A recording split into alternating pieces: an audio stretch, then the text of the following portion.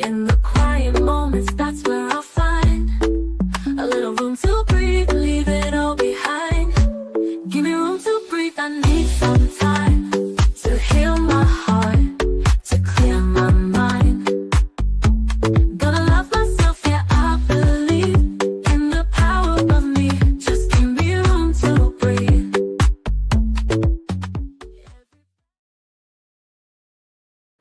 Great new day to all my self-care family and friends. Welcome back to another Room to Breathe podcast. I am your host, Life Coach 614, and I am so happy that you made space to be here with us today. Now, before we get into this episode, do me a quick favor. If you are feeling the vibe, go ahead and show us some love. Tap that screen, like, comment, and be sure to share this live out with someone who might need a little healing energy today.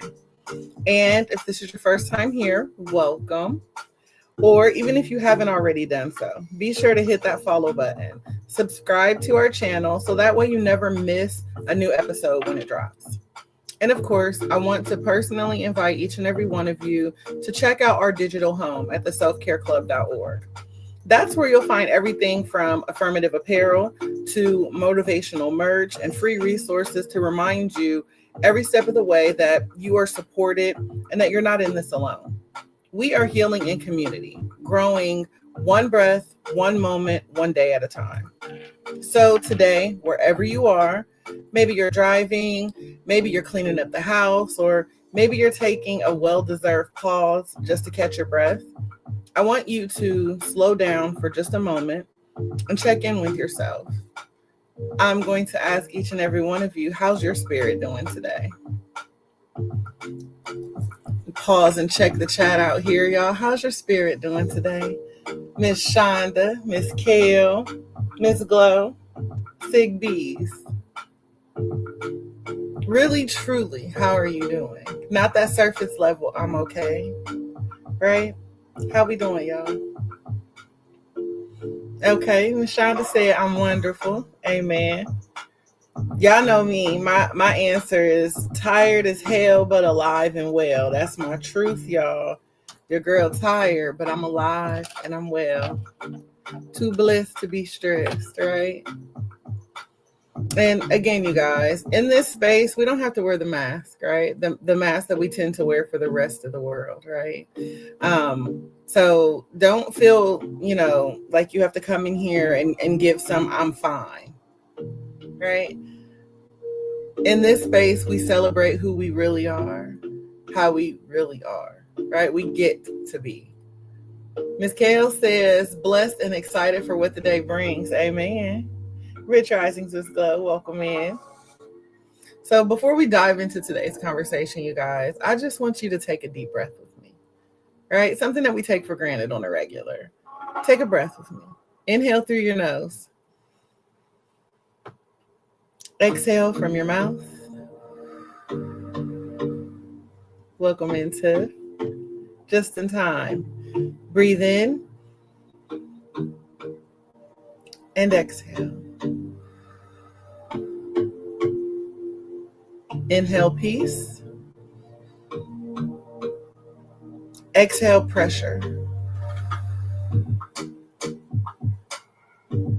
Inhale grace. Exhale guilt. Because that's exactly what we got going on here today. Right? We're gonna extend a little grace to ourselves, right? The same way we would extend it to others. Thank you. So I came across this statement that just really sat heavy on my heart. And I was like, we need to talk about this, right? And so the quote or the comment that I came across said, people only see the decisions you make, not the choices you had available to work with. Blessings to you. I'm going to say that again. People only see the decisions you made, not the choices you had to work with. And I don't know if that's blessing y'all like it blessed me, but I'm gonna let it sit there for y'all just for a second. Because when I heard this, you know, I immediately started thinking about just the world that we live in, right? Because ultimately we live in a world where folks are just quick to judge the outcome, but rarely pause to consider the process, right? They see where you landed, but not the terrain that you had to cross to get there. It's like they see the moves that you make, but not the options that you had or didn't have laid out in front of you. Thank you. It's so easy for someone to sit on the sidelines of your life and critique your decisions without ever even understanding the weight that you were carrying when you made them. And that's what today's conversation is just going to be about. Not shame, not regret, but self-compassion, resilience, and honoring the unseen battles behind our choices. Because I believe that truthfully, we've all had a moment where, you know, the world judged us without knowing our full story. We've carried decisions that we've, you know, had to make while we were in survival mode, in heartbreak, in uncertainty. Yet here we are, still standing, still growing, still breathing. And there they are, still judging, right? So, family, today, if you have ever just looked back and said to yourself, I wish that they understood why I chose what I chose, then today's episode is for you. If you've ever wrestled with self-judgment because you felt like you should have done better, or, you know, you could have done better, but deep down, you know, you did the best that you could, this episode is going to be a reminder for you. And if you're in the season right now where, you know, your choices just feel limited, but you're still trying to show up for yourself, then this space is absolutely for you. Because today we're going to unpack what it means to give yourself grace for the decisions that you've made, to reclaim the narrative to your own story, and to stop letting other people measure you by an outcome that they've never lived through. Welcome in, Q. So go ahead, y'all, get comfortable, settle in, and drop a green heart if you're ready for this conversation. We're gonna breathe through this. We're gonna get through this, right? We're gonna grow through this. So to spark things off with this conversation, I want to begin with that unseen story. Thank you, Tev. Thank you, Shonda. I want to talk about the unseen story, right? Because again, when people look at your life, they see snapshots. They see the highlight reels, and, you know, sometimes just the decision that you made to end a long, messy process. But what they don't see is the choices that you had available at the time. And so that's where their judgment becomes very tricky, right? Some people look at you and say, why did you stay in that relationship for so long? But they didn't see the choices were between healthy love, that your choices weren't between like a healthy love and a toxic love. Sometimes the choice was between being lonely in a season when you were already hurting, or holding on to a connection that isn't perfect, but it gave you just enough to feel seen. Or they look at your career path, right? Because this is bigger than just relationships, right? They look at your career path and they're like, why are you still at that job when you're clearly unhappy? But they don't see that the choice wasn't between your dream job and this draining job. But your reality was, do I keep this paycheck so I can feed my kids and pay my bills? Or do I leap without a safety net, risking everything to unravel? And don't even get me started on parenthood, right? Because folks are really quick to say, oh, if it were me, I would have done this with my kids. I would have raised them that way, right? I would have done better. But they weren't there when you were exhausted and stretched thin and doing your absolute best with the resources and support that you had.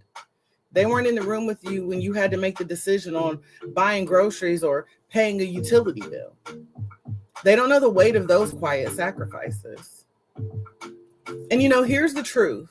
From the outside, everything looks simple. But from the inside, there are so many layers and it is so complex and it can be so heavy. Think back to a decision, that you made that somebody judged harshly. Or maybe you've been judging yourself for it, because sometimes when we say it be your own people, it's me. I be my own people, judging myself, right? Beating myself up for a decision that I made. And so I want you to ask yourself, what were your actual choices in the moment? Not the fantasy choices people imagine that you had, but the real ones, right? The ones that were right there in front of you. Because that reflection right there can change everything. Because it shifts the narrative from, shame to compassion. You'll start to realize that you didn't choose wrong. You chose from the menu that life handed you in that season. You can't pick an option that wasn't available to you at the time. And here's where I need you to hear me. You deserve grace for that. Welcome in, Shalonda. You deserve grace. You deserve compassion for that. Because the fact is, you made a choice, right? So the fact that you chose at all when options, the only options that you had available were hard and harder, that's strength. That's resilience. So the next time somebody tries to reduce your life to a single decision, remind yourself that they only saw the choice that you made, not the choices that you had. Ask yourself today, what's one decision that I've been carrying, shame for? And what were my real choices that I had in that moment? Can I offer myself compassion for the decision that I've made? Because right there, that moment, that's how we start healing the unseen story. Now that we've kind of brought up raised the awareness to the unseen story, let's dig into survival mode versus vision mode. Okay? Taking it a step deeper, I want us to, like I said, get into survival mode versus vision mode, because the choices that we make often look a certain way from the outside. But really they're tied to the season of, that we're in our life at this moment. See, survival mode is the space where your options feel limited, right? It's the season where you're just trying to make it through the day. You're trying to pay the bills, keep the kids fed, and even hold on to yourself, right? Just keep yourself together. In survival mode, decisions aren't about luxury. Right? It's not about comfort or even the long-term vision, right? They're the decisions that we make that keep us afloat right now. It's what keeps the lights on today. I'll deal with tomorrow. And so I need you to hear me when I say that choosing while you're in survival mode is still valid. It's still courageous. It's still proof of resilience. So don't let people diminish that. Don't let people, shrink that down, because again, it is still a sign of courage. Welcome in, Rye Guy. Hi, Moonstar. Let me give you an example. Maybe you stayed in a job that drained you, right? It just completely drained your soul, but you stayed there because it provided you with health insurance, stability, or maybe a safety net for your family. And to someone on the outside, that looks settling, right? It looks like you're settling. They might say, why aren't you chasing your dreams? But what they don't see, is the context. I'm talking about the bills, the people that you have depending on you, the pressures that you have for survival. Or again, like I said, maybe you stayed in a relationship that wasn't fully serving you because leaving would have meant that you had to step into the unknown, possibly being alone, right? Or navigating a life that you weren't sure that you could handle at the time. Again, someone might call that a mistake, but from your perspective at the moment, it was just a decision that kept you standing while you had gathered your strength, right? And we're quick to look at somebody who's in an abusive relationship, be it physically, mentally, emotionally, spiritually. Hey, Valentina, welcome in. Buenos dias. So we look at them from the outside saying, oh, I wouldn't stay in that relationship. I wouldn't tolerate that. I wouldn't take that. But you don't know what he or she is going through in that moment, right? You don't know the planning that is going on behind the scenes as they try to get themselves together so they can get out of it, so they can grow past it, so they can move forward, right? And so again, that is, us on the outside looking at somebody else who's in survival mode. They are just doing the best they can. They are just trying to make it through today with hopes for a tomorrow. But again, they can't even see tomorrow because they are so stuck and focused on what is happening for them today. They're in survival mode. Now, vision mode is a little bit different, right? Vision mode is when your options start to expand, right? You have clarity, you have resources. There's this emotional bandwidth to choose, that is something better that's not based on survival, right? In vision mode, you get to make decisions based upon your dreams, your goals, your highest self. It's, when you can say, I'm not surviving, I'm building, I'm creating, I'm stepping into what I know that I deserve. But you can only operate from, this vision mode when you feel safe. So if you're currently in a situation that is toxic and you feel unsafe, you can't see the vision because you are just trying to make it, trying to survive it. And see, this is where the part gets tricky because people often judge decisions as if everybody's in vision mode, right? They forget that not everyone has the time, the energy, or the resources to operate from that space. And sometimes we move between survival and vision mode in the same year, in the same month, even in the same week, and that's okay.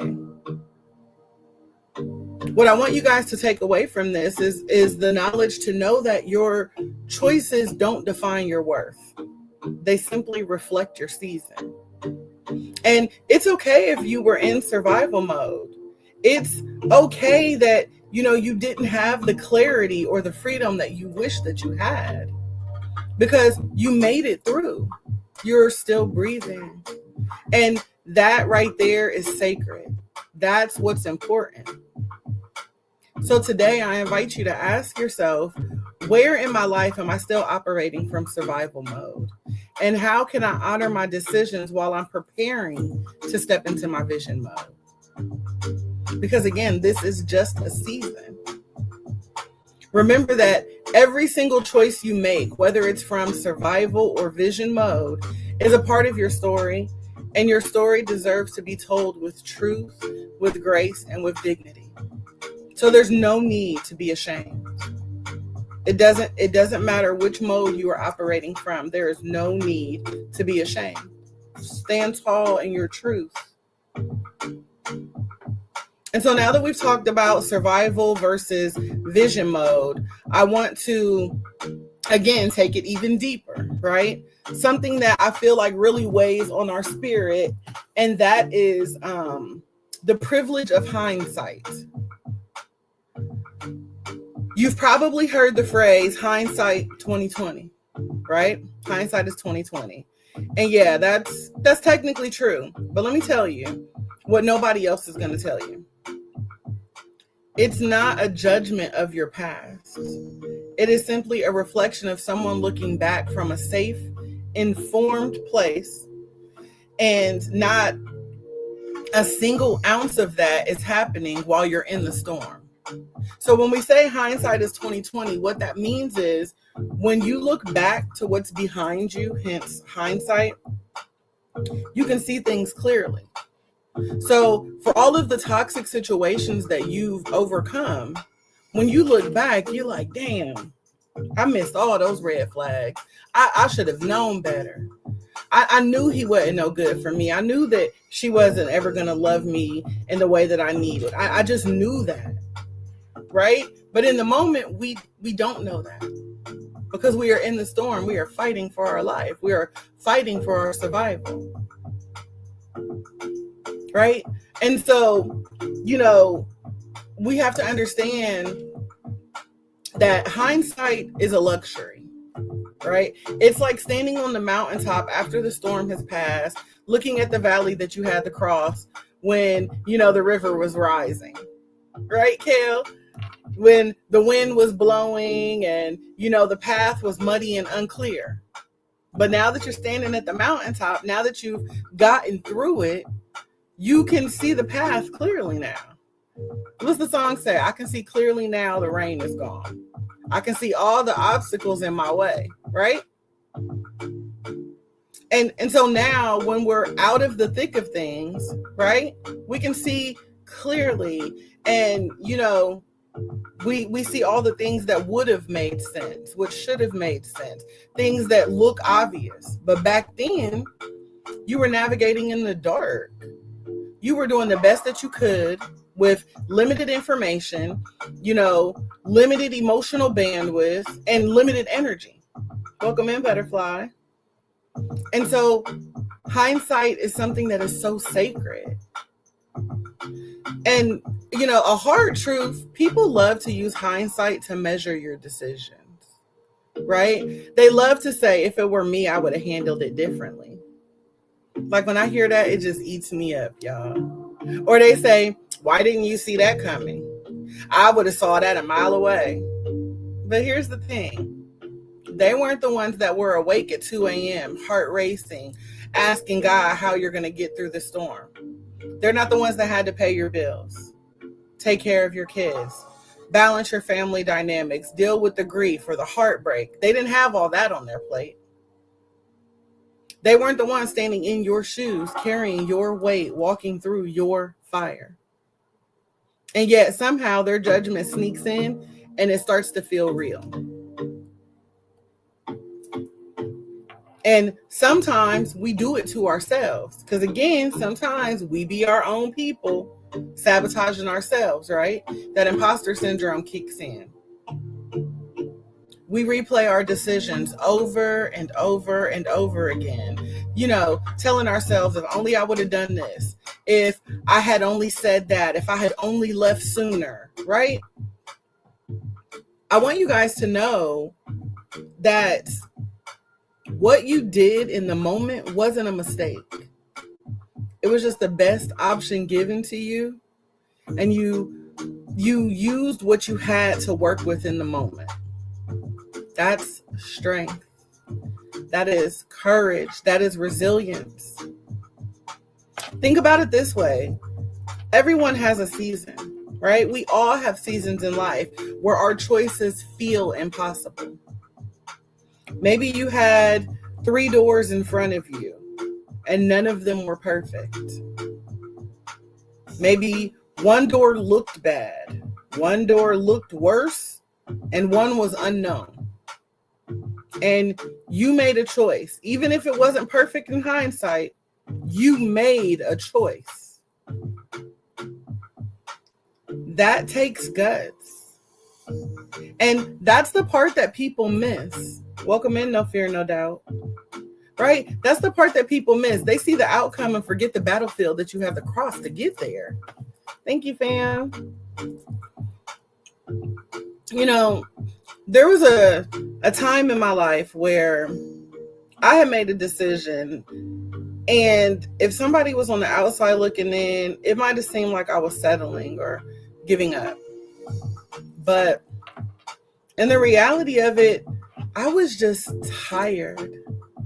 I was exhausted. Just when I say emotionally drained, and I was just simply trying to protect my peace while juggling my responsibilities, and no one else could see it.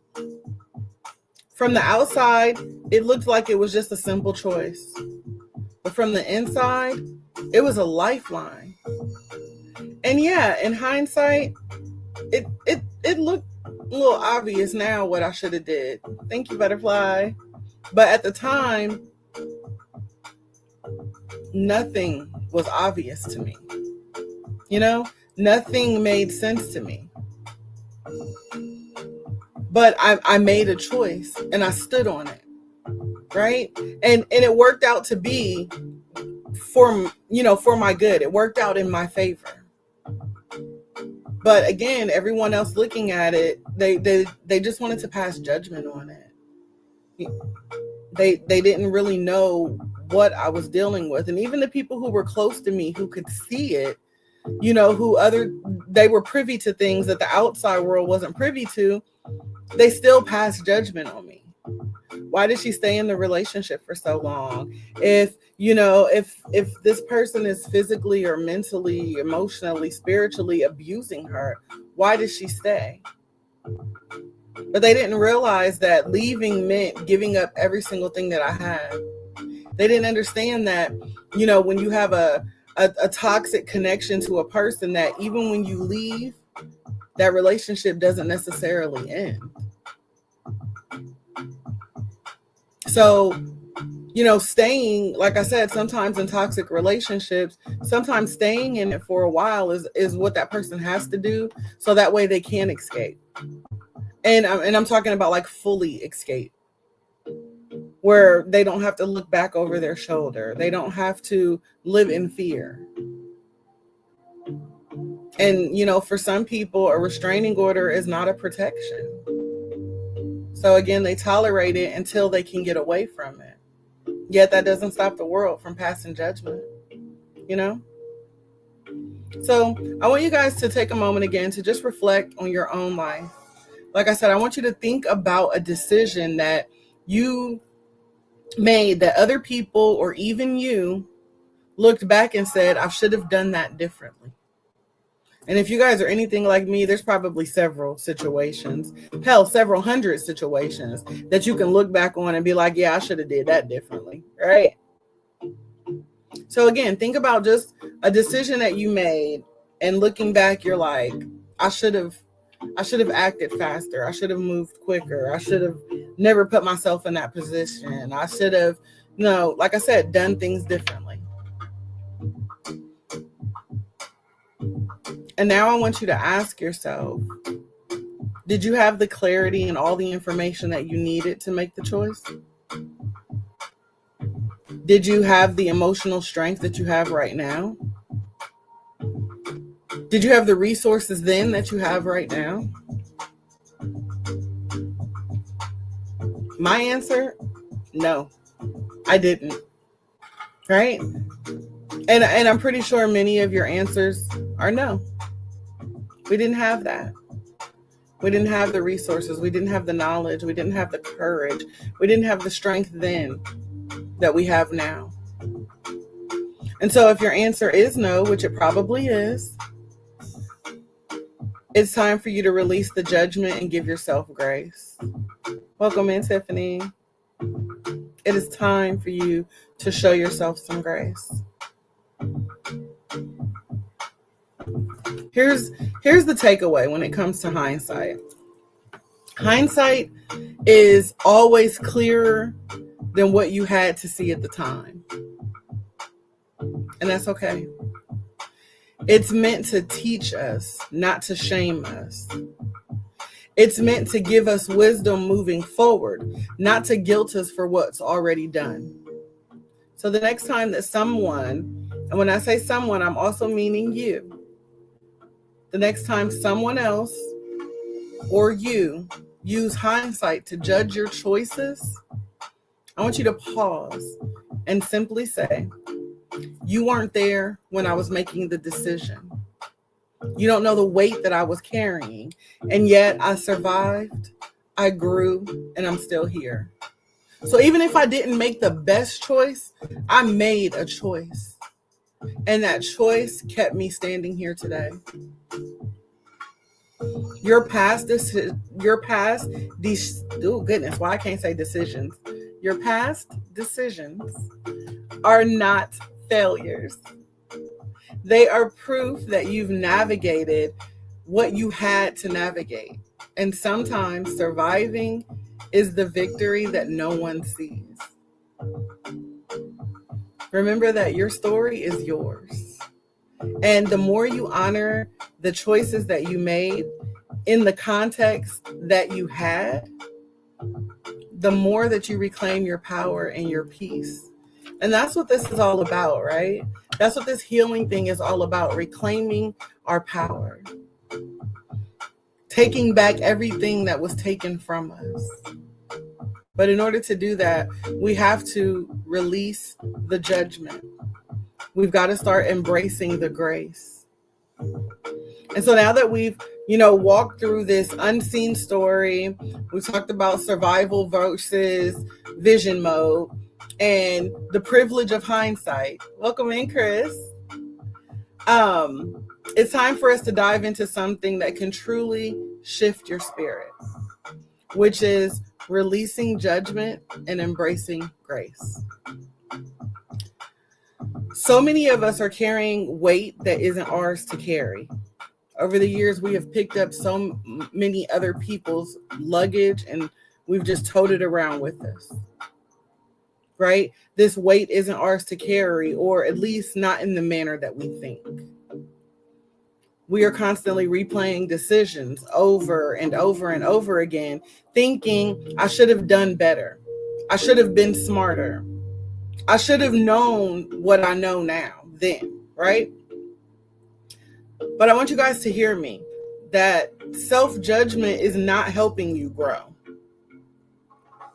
That self-judgment is keeping you trapped. It's keeping you small. And it's keeping you from the peace that you've been craving. And so the first step to get up out the trap is to name it. I tell you guys all the time, we have to talk about it. We cannot continue to, try to heal from things and at the same time pretend we don't feel these things. So the first step for us getting up out of this trap is naming it. You have to say it out loud, even if it's just a whisper to yourself. It is okay to admit that, I've been judging myself for my decisions. I've been passing judgment on myself. Because, just naming it immediately gives you a sense of power. You're taking something that's been running in the shadows and bringing it into the light. Welcome in, Paris. And once it's in the light, you can start to release it. Now, let me put that, I guess, into more perspective. Every decision that you've made, whether in love, work, family, or even in your self-care, it was made with what you had available at the time. And sometimes what you had wasn't enough to satisfy somebody else's expectations or even your own. But it was enough to keep you moving forward. It was enough to survive. It was enough to grow. It was enough to learn, enough for you to evolve. That's sacred. And again, I told you there was a season in my life where I had to make a choice between what felt safe and what felt right. And so on the outside, people might have thought that I was making the wrong choice. They might have said, again, why are you settling for this? You deserve more. Why aren't you doing more? But they weren't in my house, right? They didn't know what it looked like from the inside, juggling bills, trying to deal with this heartbreak, right? Trying to carry the weight of, expectations that only I could feel. They didn't know how that was affecting me. And so from the inside, that choice wasn't about settling. I wasn't settling. Hey, Takesha. In that moment, It was about survival, right? I did what I did in the moment so I could survive, so I could be here today to share my story, to speak my truth. And here's the thing. Sometimes we hold on to, that shame ourselves. We replay those moments and we think, if I'd have just done better, I would be further along. Like if I would have just healed 20 years ago, I would be a dope life coach today. Right? Like, I mean, I'm already a dope life coach. I know. But I'd have been 20 years ahead, right? I would have had 20 more years under my belt. Right? If I had only chose differently, my life would look so much better now. But again, I did the best that I could with what I had to work with at the time. And so that right there shows proof of my resilience. And my resilience is not a failure. Welcome in, Brooks. Right? That's not a failure. So what do we do with all of this judgment? Right? Both the judgment from others and the judgment that we place on ourselves. What do we do with it? Anybody know? We've got X amount of years of judgment stored inside. Be it other people passing judgment on us. Maybe you were a teen mom. Maybe you're a domestic abuse survivor. Maybe I don't know, whatever scenario you can think of, right? We've got all this judgment that people have passed on us, all these labels that we have inherited over the years. What do we do with the judgment now? Because we're still here, we're still standing, but we're still carrying this luggage, this baggage. We forgive them and ourselves. Yeah. What else? What do we do? And I'll give you a hint. I'm only looking for 2 words. I could say 3. Yeah, we could say 2 words, 3 words. We give ourselves grace. Yeah.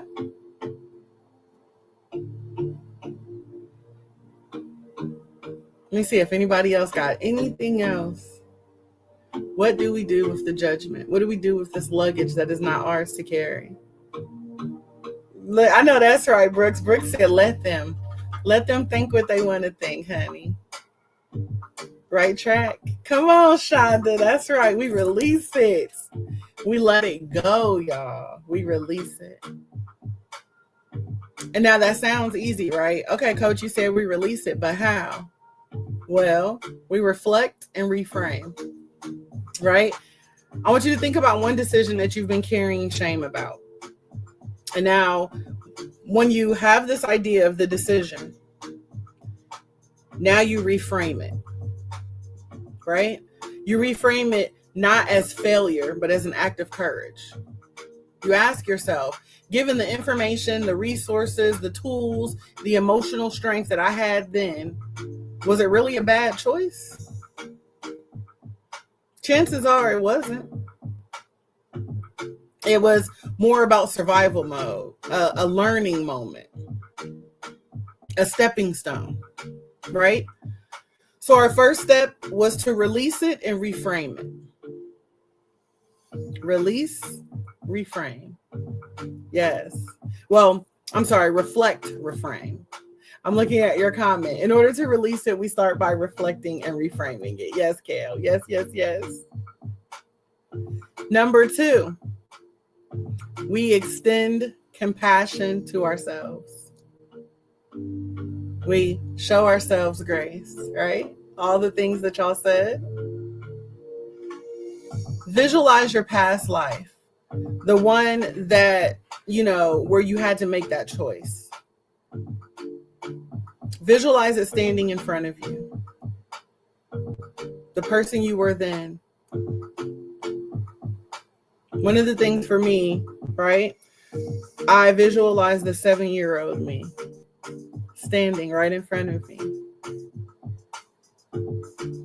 And I'm not going to yell at her. I'm not going to beat her up. I'm not going to tell her you shouldn't have been there. You shouldn't have done this. You should have spoke up. I'm not going to shame her for being the victim, right? I'm going to speak to her like somebody that I love. And I'm going to tell her, you know what? I see you. I'm going to tell her that I'm so sorry that happened to you, but that you are still beautiful, that you are still amazing, that you are still worthy.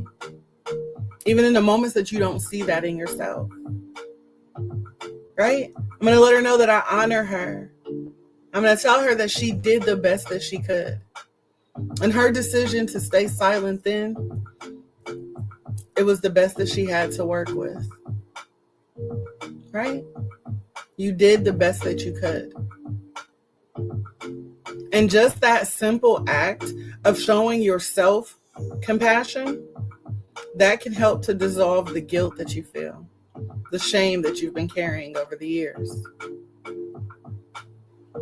And so we reflect, we reframe, right? We extend compassion to ourselves. And now the fun part, we release other people's opinions. I respect your right to have your opinion, but your opinion doesn't define me.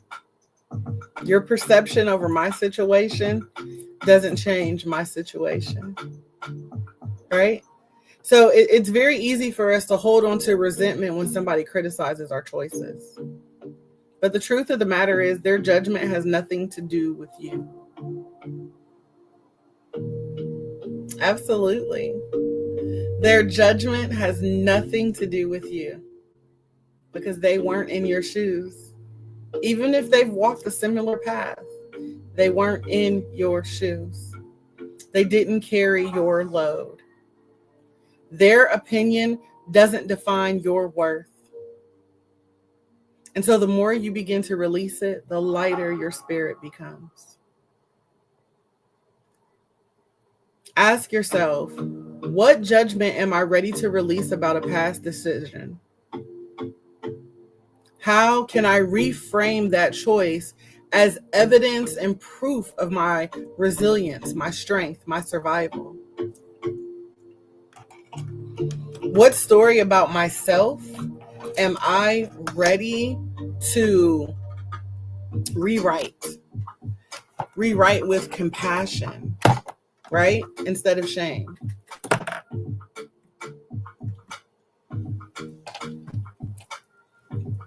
What story am I ready to rewrite with compassion instead of shame?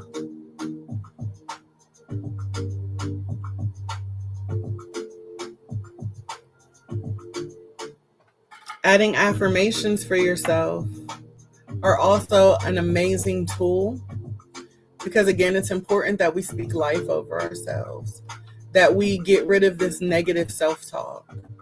But the only way that we can do that is if we start to speak life over ourselves.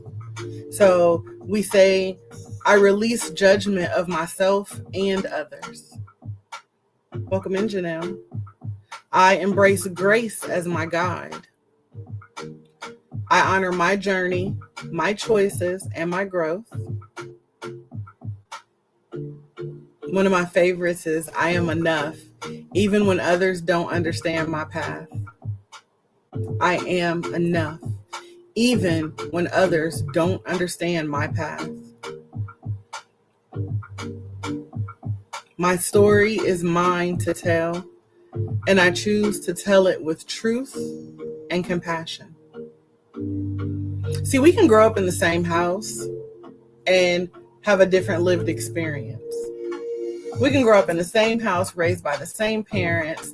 Hell, we can sleep in the same bedroom, sleep in the same bed, and experience that house differently.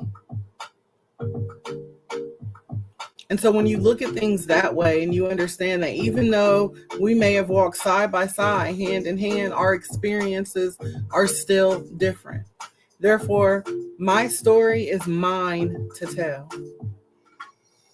And I choose to tell it with truth and compassion. When I say I speak my truth, doesn't necessarily mean it's going to align with you. It's my truth, my story. And when you stop shrinking yourself to appease other people's opinions and other people's expectations, you step fully into your power. You stop letting the outside narrative define your inside peace. There's nothing in this outside world that can break what I know inside. Welcome in, Lady Blue. Right? You begin to not operate from a place of alignment, not obligation. That's freedom. You get to be like my sis Tiff and tell the world, you know what, if it don't align with what I got going on for me, if it doesn't align with what God has in store for me, I absolutely decline it. I am not interested. 10 out of 10, don't recommend. Right? Because that's where our freedom is.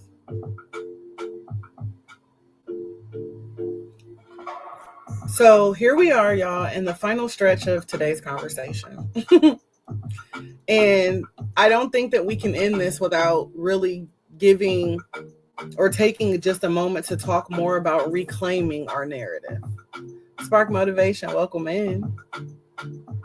So many of us go through life letting other people tell our story for us, right? Everyone has a version of our story that they want to tell. They reduce our experiences down to small little sound bites. She stayed too long. He should have left sooner. Why didn't she try harder? And because we replay these sound bites over and over again, we start believing it. We even start repeating it to ourselves. And now we know it,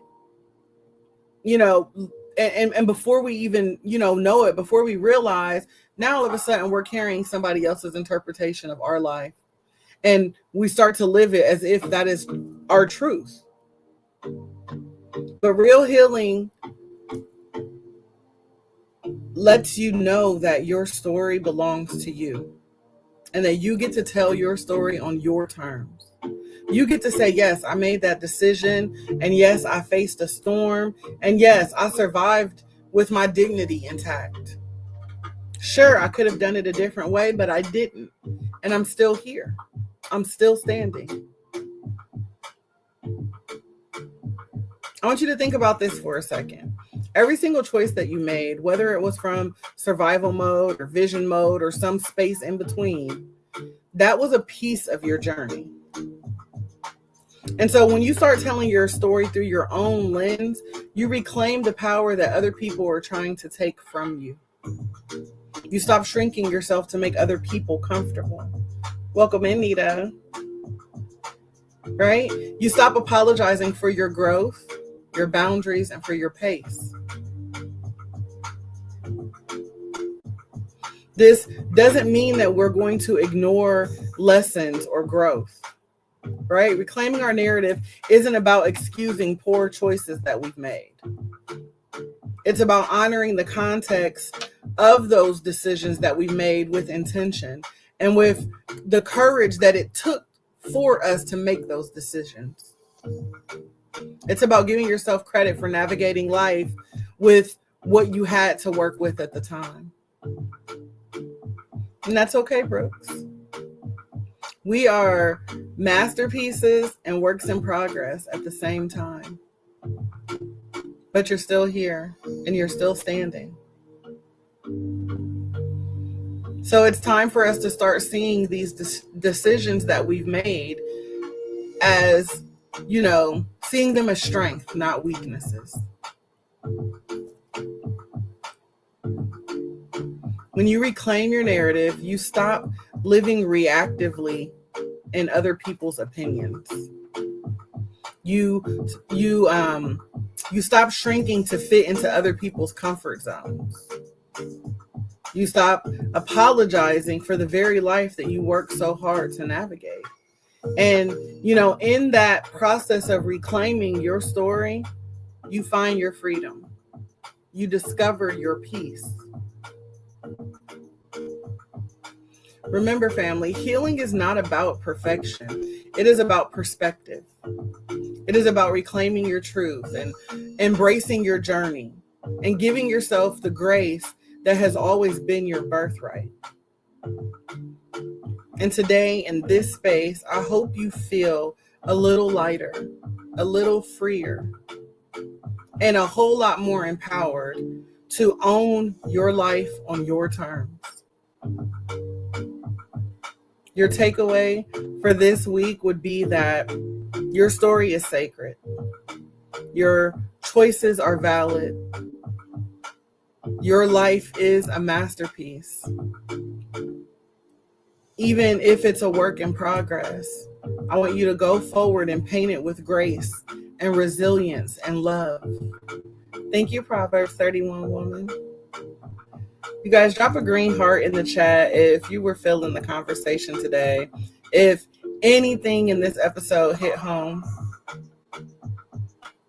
And I want you to know that it's not just a moment. This is a movement, right?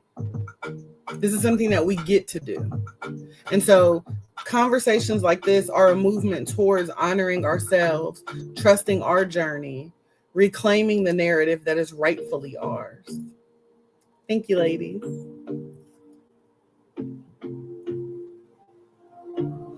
I think that we've unpacked so much today. You know, all the battles behind our decisions, the survival versus vision mode, the hindsight, the releasing the judgment, reclaiming the narrative. But it's important that we integrate this healing into our daily life, right? This is not a one and done. Healing is not something we do today and we never have to do it again. Healing just, doesn't just happen with one podcast episode or one therapy session. It's not a one-time declaration or a morning affirmation and then it's done. Healing is a daily practice, something that we get to do every day. And that means showing up for yourself, in small moments consistently over time. It is how you respond when someone triggers that old shame or that old judgment. It's how you hold on to your peace when life starts to challenge you, because it's going to challenge you, right? We say healing is ghetto, but it is so worth it, y'all. And, just like with any 12-step program, the first step is raising awareness to it, admitting it, taking accountability for it. Pay attention to your thoughts, your words, your reactions. And notice when you're slipping into judgment for yourself or for others. And when that inner critic shows up, don't fight it. Just acknowledge it and say, I see you, but I'm choosing grace.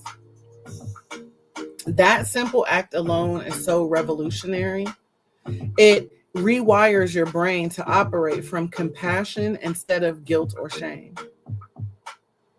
So once you shine the light on it and raise awareness to it, you have to then begin to practice micro choices that align with your growth.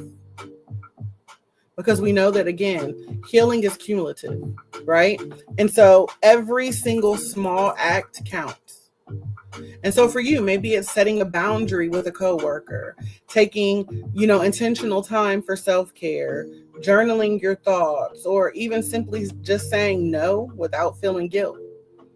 These are micro choices that create a ripple effect. They reinforce your narrative, your values, and your power. And don't forget about the power of affirmations and action. We know that words have power, right? And so, incorporating affirmations into our daily routine, understanding that saying them is important, but living them is where the transformation actually takes place. So, if you affirm, I am enough and I honor my choices, but then you let people or circumstances make you shrink, you're not fully integrating that healing. You're not really walking it the way that you're talking. So again, when you say I am enough and I honor my choices, then you need to know that. You need to be able to say that with your chest. And your actions should reflect the fact that you know that you are enough. So take that affirmation that you are saying, make it yours, so that way you can walk it in your real life. That way you get to practice it. You get to embody it and truly live it. And, I also want you guys to create sacred spaces in your life. The moments, the times, or even rituals, where you intentionally reconnect with yourself. For some of us, maybe it's just daily meditations, a walk in nature, journaling, prayer, listening to music that feeds your soul, right? These are the spaces that we create to remind us that our healing matters, that our choices are valid, that our peace is non-negotiable. Think about what daily rituals, habits, or micro choices you can implement immediately to begin to honor your journey and to reinforce your narrative. Finally, just remember that healing integrated is freedom manifested. Right? It's when your choices, your reflections, your boundaries, and your daily actions start to how do I want to say this? It's when they I don't know, it's like when you start becoming the person that you've always been called to be. Right? It's when you start to make those decisions and those choices, and all of a sudden it aligns with who God is calling you to be. I hope that makes sense. It's when you no longer allow, other people's opinions and the external validations to guide you, right? It's when you shake the shadow of your past decisions that are dictating, your present. You get rid of that. It's when you truly wake up and choose yourself every single day. Like I wake up every day and I choose me. I wake up every day and I say, you know what? I love me, flaws and all. So then that way, when I show up for the world, and then if somebody has something negative to say about me, I can shake it off because, baby, I love me. I love the skin I'm in. I love my body. I love who I am. I love my spirit. See, some of us love what we look like on the outside, but we've never fallen in love with who we are inside because we haven't done the work. And so inside doesn't look as good as it does on the outside. Some of us are very content and love ourselves on the inside, but we have not yet fully embraced the body that God has given us. And so we're still living in shame, right? Shaming ourselves. So busy worried about what other people think. But that healing, when you are really truly healing and you are manifesting the life that you know in your heart that God is calling you, right? When you fully start walking in your purpose, that means you're waking up every day and you are intentionally choosing you. It's when you really truly understand that healing is not a destination. It is a daily journey. I get to heal every single day. There is not a day that I am living and breathing that I will say that I am healed. Past tense, I am healing every single day. And that is something I get to do. That is something that I choose to do. And the beautiful thing is, every single choice that you make to honor yourself brings you closer to that freedom, that peace, your highest self.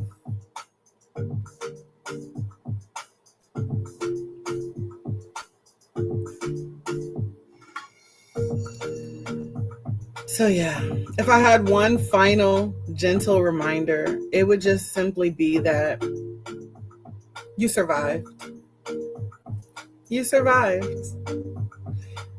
You are still standing, and every single choice that you made, seen or unseen, brought you here to this moment. So honor it, cherish it, own it, celebrate it. You survived. You guys type "I survived" in the chat. I survived. And while you guys are reclaiming your power and typing "I survived" in the chat, Let me leave you with a little love and light. As always, I encourage you to keep breathing. And I want you to keep breathing through the highs, the lows, and every single moment in between. I want you to keep choosing peace, even when it feels just out of reach.